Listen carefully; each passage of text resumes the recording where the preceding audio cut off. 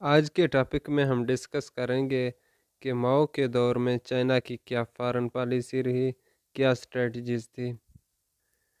بنیادی طور پر اگر ہم دیکھیں تو فارن ریلیشن جو اسٹریٹجی ہے وہ نیشنل انٹرسٹ کو پروموٹ کرنے کے لیے ایک پلان آف ایکشن ہے۔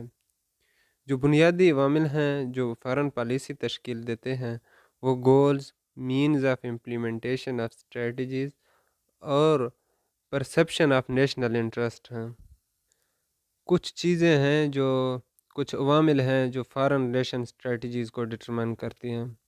ان میں اسٹیٹ کا جو ڈومیسٹک ایٹیچیوڈ کا نیچر ہے، جو سوشیو اکنامک ضروریات ہیں، یا اسٹیٹ کے انٹرسٹ کو لاحق جو ایکسٹرنل خطرات ہوتے ہیں، یا اسٹیٹ کا جو جیوگرافک لوکیشن ہے، یا اسٹیٹ کے جو وسائل ہیں، جو ریسورسز ہیں، یہ سب وہ کنڈیشن ہیں، وہ عوامل ہیں جو کسی بھی اسٹیٹ کی فارن ریلیشن اسٹریٹجیز کو ڈٹرمائن کرتے ہیں۔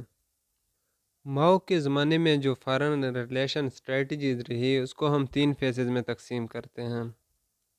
بنیادی طور پر اس کی سوویت یونین سے یو ایس کی طرف شفٹ ہوتا ہے۔ سب سے پہلا جو ہے وہ ہے leading to one side strategy, 1950s میں یہ ہوتا ہے۔ Fighting with two fists 1960s and one united front 1970s۔ سب سے پہلے دیکھتے ہیں leading to one side. P R C کے قیام کے وقت سے لے کر 1950s کے اختتام تک چائنا کی فارن پالیسی کا بنیادی ایجنڈا سینو سوویت الائنس کے ذریعے امپیریلسٹ کیمپ جس کی قیادت یو ایس کر رہا تھا اس کی مخالفت کرنا تھا۔ یہ جو فیصلہ تھا یہ پی آر سی کے قیام کے وقت کیا گیا تھا۔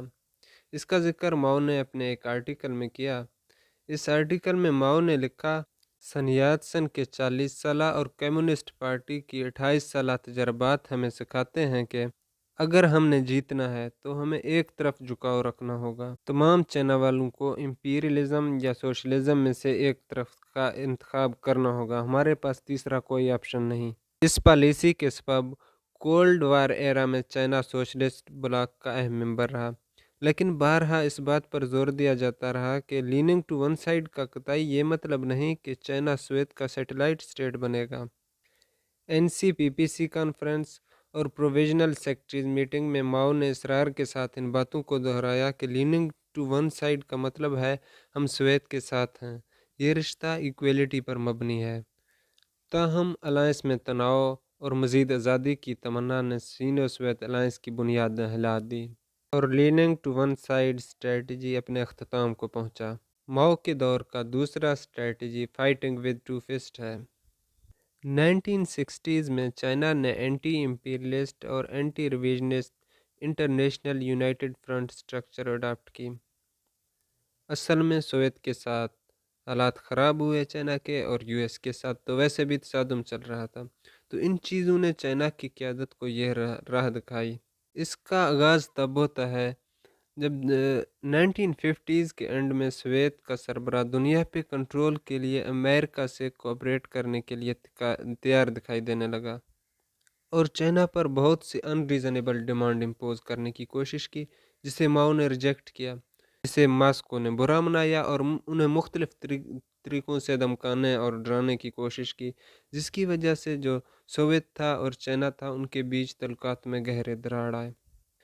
دوسری طرف چائنا اور یو ایس کے تعلقات میں کوئی سردی نہ آئی، اور یو ایس نے جو سپلیٹ ہوا تھا، سینو سوویت سپلیٹ تھا، اس کو ویلکم کیا، مگر چائنا کو جو ایزولیٹ رکھنے کی اس کی پالیسی تھی اس کو جاری رکھا۔ انہوں نے کنٹین کرنے کی پالیسی اپنائی کیونکہ امریکہ کو لگتا تھا کہ چائنا آگے بہت خطرناک ہو سکتا ہے۔ ایسے حالات میں چائنا کی جو leaning to one side strategy تھی اس کی بنیادیں ختم ہو کر رہ گئی، اور چائنا نے ماؤ کی قیادت میں 1961 میں اینٹی امپیریلزم اور اینٹی ریویژنزم پالیسی کا اعلان کیا۔ چنانچہ چائنا ایک ہی وقت میں 2 سپر پاور سے لڑ پڑا۔ چائنا کی اس پوزیشن نے دونوں سپر پاور کو یکجا کیا اور چائنا کو کنٹین کرنے کے لیے آپس میں تعاون کرنے لگے۔ تیسرا ہمارے پاس ہے ون یونائٹڈ فرنٹ۔ سینو سوویت حالات جب کشیدہ ہوئے، اسپیشلی 1969 میں بارڈر پہ ایک کنفلکٹ ہوا تھا، ایک آرم کنفلکٹ ہوئی، تو چائنا کی قیادت نے یہ محسوس کیا کہ چائنا کو نارتھ سے بڑا خطرہ ہے۔ چائنا کے وجود کو خطرہ لاحق ہو چکا تھا۔ ایسے میں چائنا نے سوچا کہ کیوں نہ برے حالات سے نکلنے کے لیے فائٹنگ ود ٹو اسٹریٹجیز کو ترک کر گئے۔ سوویت کی جانب سے لاحق خطرات سے نمٹنے کے لیے ماؤ نے جنگ کی تیاری شروع کی اور سوویت یونین کو ڈٹر کرنے الائز کی تلاش شروع کر دی۔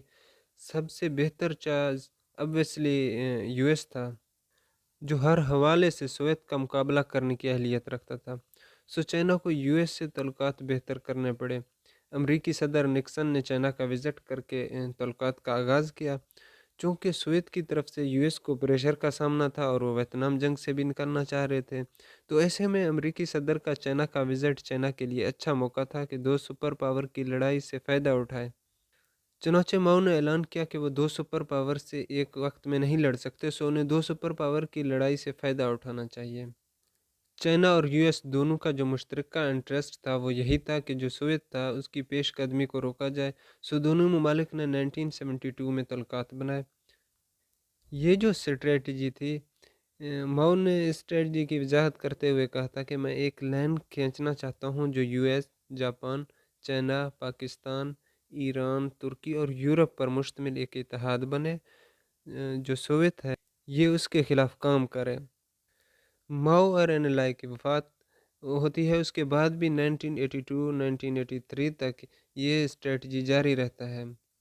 اس پالیسی سے چائنا نے خوب فائدہ اٹھایا، دل کھول کے فائدہ اٹھایا، اور چائنا آئزولیشن سے نکل کر مضبوط بنیادوں کے ساتھ ابھرا اور الاقوامی نظام کا ناگزیر حصہ بن گیا۔ یہی ماؤ کے آخری 5 سال کی اہم لیگیسی ہے۔